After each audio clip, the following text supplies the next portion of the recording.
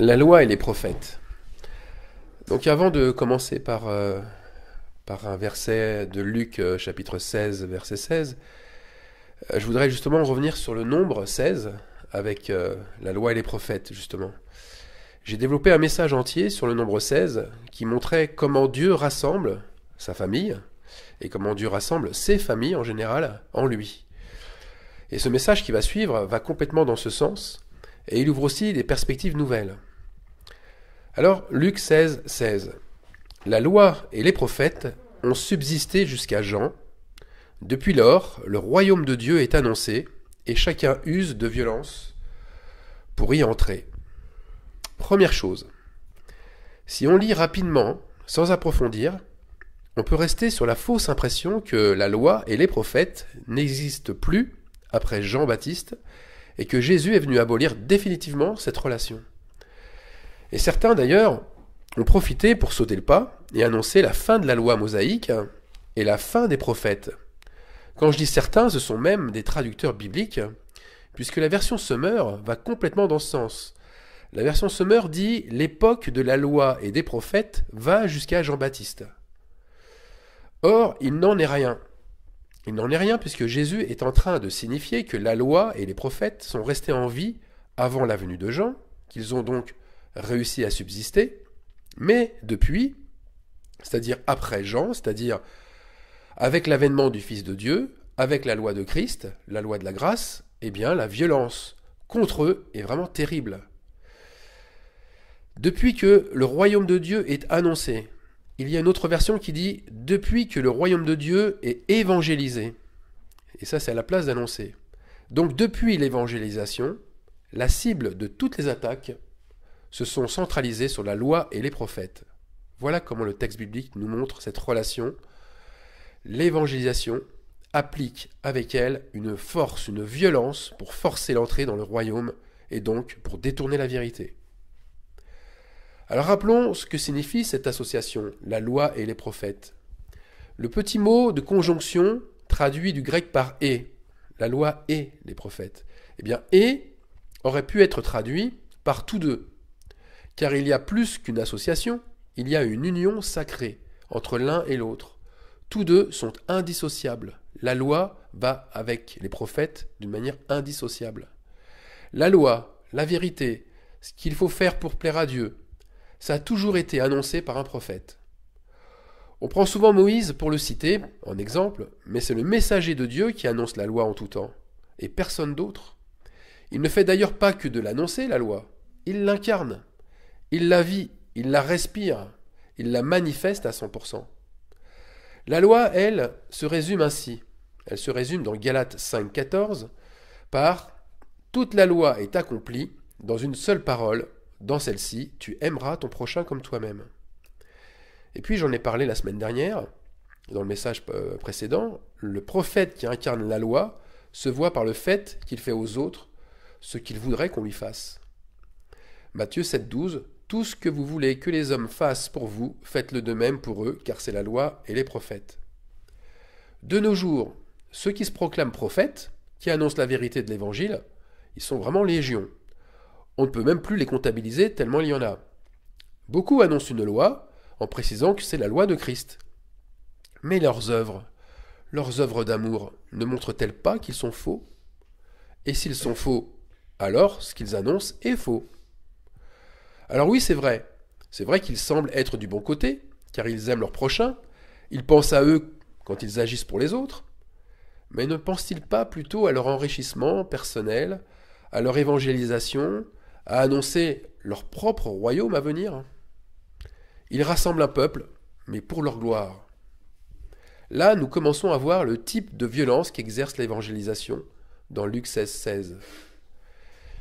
Jésus nous le dit, Luc 16, dès le verset 15, donc le verset précédent, Jésus leur dit « Vous cherchez à paraître juste devant les hommes, mais Dieu connaît vos cœurs, car ce qui est élevé parmi les hommes est une abomination devant Dieu. » Qui sont ces prophètes qui font autant d'efforts pour paraître justes du temps de Jésus? Lisons le verset 14. Les pharisiens qui étaient avares écoutaient tout cela et ils se moquaient de lui. Ils se moquaient de Jésus.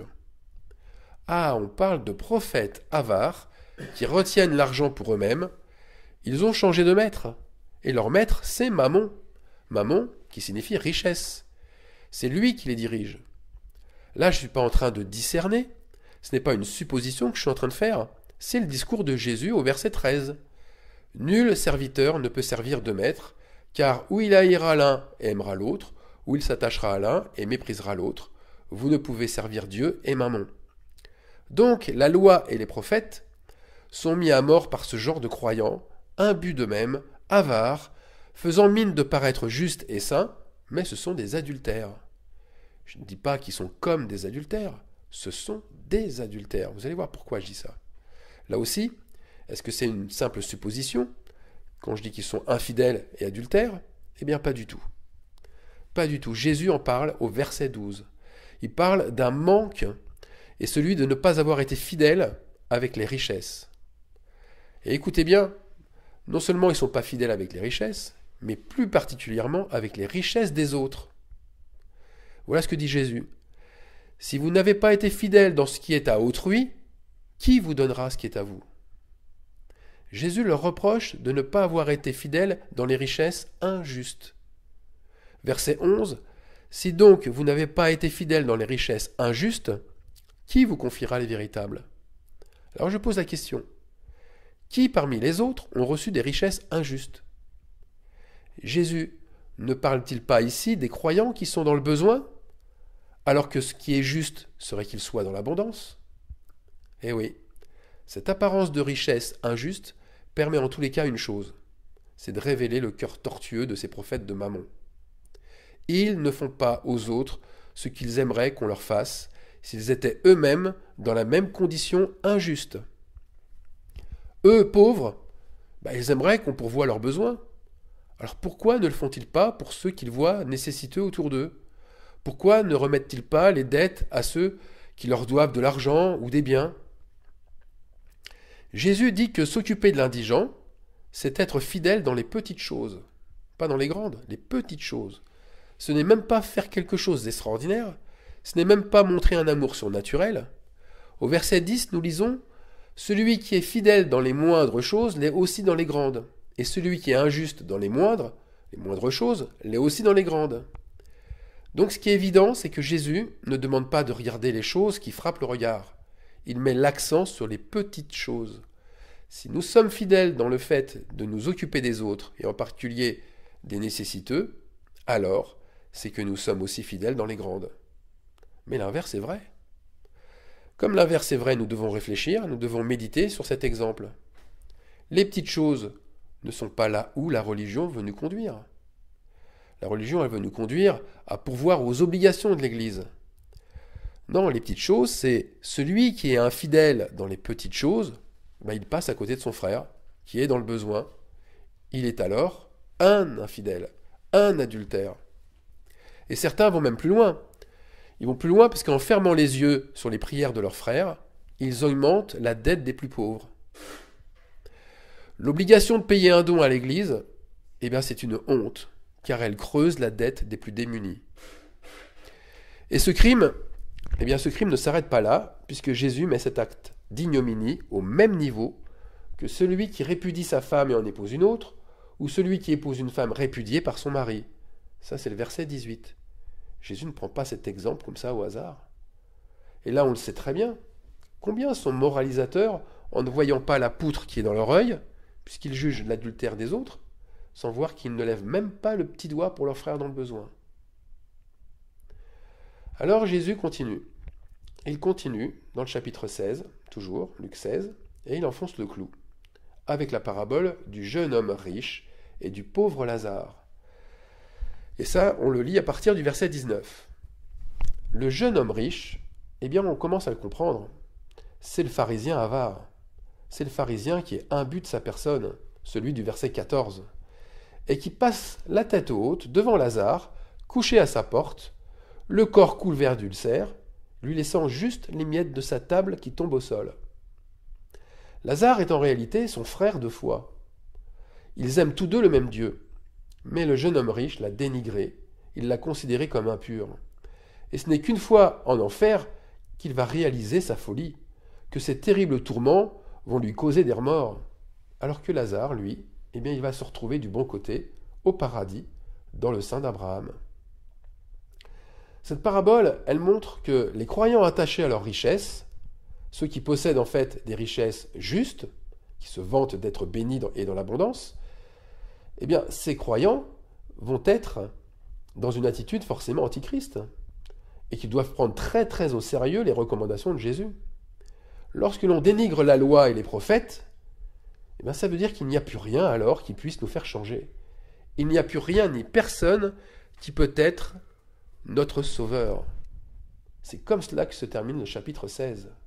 Il n'y a plus aucun miracle, ou aucun prodige, ou aucun ange terrestre comme céleste qui va nous ramener à la raison. On va être comme le verset 14, un religieux avare qui écoute ta parole, mais qui se moque d'elle. Là, on parlait du verset 14. Mais 14, eh bien, ça nous renvoie, ce chiffre nous renvoie à nous-mêmes. Il nous renvoie à nos actes de compassion. La question, répondons-nous aux besoins de nos proches, comme Dieu répond à nos besoins, ou bien sommes-nous un religieux avare? Donc, 14, vous savez, ces deux nombres qui sont mis en face à face, qui sont mis en miroir, eh bien, ils doivent nous aider à faire le point avec la vérité de nos actes. Alors, prenons les chapitres 14 et les versets 14 des évangiles. Que nous apprennent-ils dans ce sens? Je commence par Matthieu 14, 14. Quand il sortit de la barque, il, bien sûr Jésus, vit une grande foule et fut ému de compassion pour elle, et il guérit les malades.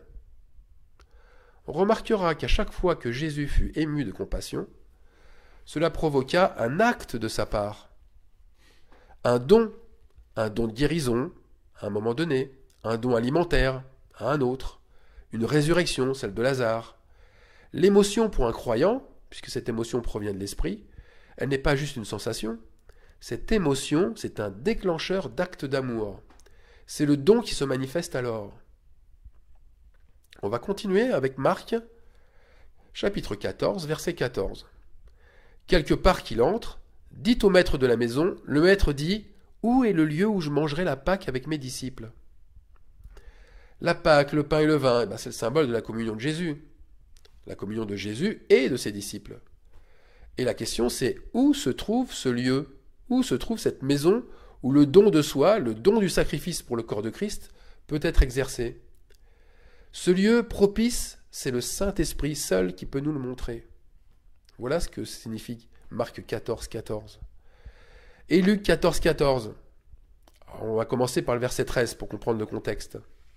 Mais lorsque tu donnes un festin, invite des pauvres, des estropiés, des boiteux, des aveugles, et verset 14, et tu seras heureux de ce qu'ils ne peuvent pas te rendre la pareille, car elle te sera rendue à la résurrection des justes. Ici, est-ce qu'il est nécessaire de commenter ces versets où le don pour les autres n'attend rien en retour? Il n'attend rien du tout. Et la récompense n'est pas mesurable. On est heureux simplement parce qu'on récoltera ce que l'on a semé. Enfin, on va finir par Jean 14, 14. Si vous demandez quelque chose en mon nom, je le ferai. Là aussi, Dieu répond à nos besoins. Mais comment ne pas relier notre demande, donc notre besoin, aux autres, à celui des autres? Nos prières témoignent de ce qui nous préoccupe vraiment. Sommes-nous toujours accaparés par nos besoins, nos propres besoins, ou plutôt par ceux de nos proches? Alors pour résumer, la loi et les prophètes se traduisent par le don aux autres, un don d'amour qui n'attend aucun retour, aucune contrepartie, et qui ne tolère aucun privilégié, comme d'ailleurs aucun laissé pour compte. Nos émotions sont utiles si elles nous font agir en faveur des vrais nécessiteux, comme Jésus le fait d'ailleurs. Le nombre 14, eh bien, il révèle le don qui répond aux besoins. Nous agissons avec les autres comme Dieu agit avec nous, et c'est dans ce sens que nous faisons aux autres ce qu'on voudrait qu'ils nous fassent. Alors attention, tout cet amour désintéressé n'est pas naturel. C'est ce qui est attaqué avec une violence inouïe, une violence extrême par les mauvais esprits. Alors il faut être attentif à notre changement d'humeur, parce que l'Esprit Saint risque forcément de nous faire agir vite pour les autres, comme il l'a fait d'ailleurs avec Élie le prophète, qui a agi d'une manière assez rapide et symptomatique avec la veuve de Sarepta. Si on regarde le verset 14 de 1 Roi 17, eh bien Élie prophétisa sur la veuve de Sarepta en lui disant que ton pot de farine et ta jarre d'huile ne se videra pas. Et parfois, eh bien, l'Esprit nous poussera à agir de manière très singulière et dans la démesure même, comme il l'a fait avec ce témoignage émouvant d'Abraham, le père de la foi, et on lit ça dans Genèse, chapitre 14, verset 14. Dès qu'Abraham eut appris que son frère avait été fait prisonnier, il arma 318 de ses plus braves serviteurs, nés dans sa maison, et il poursuivit les rois jusqu'à Dan. Pas de calcul chez Abraham. Aucun calcul. Il n'hésita pas. Il prit ce qu'il y avait de meilleur chez lui pour aller délivrer son frère. Alors là, à l'inverse, ne faisons rien contre nos frères. Rien qui puisse les faire chuter, car comme nous le montre Romains 14, 14, il n'y a rien d'impur en soi, et qu'une chose n'est impure que pour celui qui la croit impure. Ce qui veut dire que l'impureté que nous voyons chez l'autre, c'est bien souvent la nôtre. Et donc nous devons faire très attention à ne pas nous séparer des autres pour un aliment, que ce soit un aliment naturel ou un aliment spirituel. L'aliment spirituel, c'est la parole. Elle ne doit pas être une occasion de division, car c'est l'amour pour notre prochain qui prime. La suite de la lettre aux Romains, c'est un véritable avertissement de Paul. Ne cause pas par ton aliment la perte de celui pour lequel Christ est mort. Et Abraham, eh bien que séparé de Lot, lui, il n'hésita pas à lui venir à son secours, dès qu'il sut qu'il avait été fait prisonnier. Abraham, il restait, bien que appelé à un destin vraiment différent, il restait très à l'écoute du besoin de Lot. D'ailleurs, le don de soi d'Abraham a eu une conséquence des plus glorieuses. Et si on continue à lire ce qui a été écrit dans la Genèse, c'est pas un hasard. Si juste après avoir manifesté la loi et les prophètes, donc avoir été délivré son frère, eh bien Abraham reçut la visite de Melchisédek, sacrificateur du Dieu très haut. Dans une autre mesure, ne nous décourageons pas aussi avec la longueur de nos épreuves. Rappelons-nous une chose, c'est que Jacob a servi 14 ans, j'aime bien ce chiffre 14, parce que là encore, il réapparaît. Jacob a servi 14 ans dans la maison de Laban pour obtenir la main de ses deux filles, Léa et Rachel. C'est à ce prix, en répondant ainsi aux besoins de Laban, que Jacob accomplissait son temps avant de devenir Israël. Le don aux autres, ça nécessite un temps de 14 unités, comme 14 jours, 14 années, 14 générations aussi. Vous savez, 14 générations depuis la déportation de Babylone jusqu'à Christ. Il y a aussi 14 agneaux d'un an sans défaut. Rappelons-nous que le sacrifice qui plaît le plus au Seigneur, c'est quand même celui de nos projets personnels, mais pas comme ça, pas pour les sacrifier, pour se rendre disponible pour nos frères et sœurs. Chaque jour, pendant 7 jours, à la fête des cabanes, c'est Soukhot, la fête des cabanes, on sacrifiait 14 agneaux d'un an sans défaut.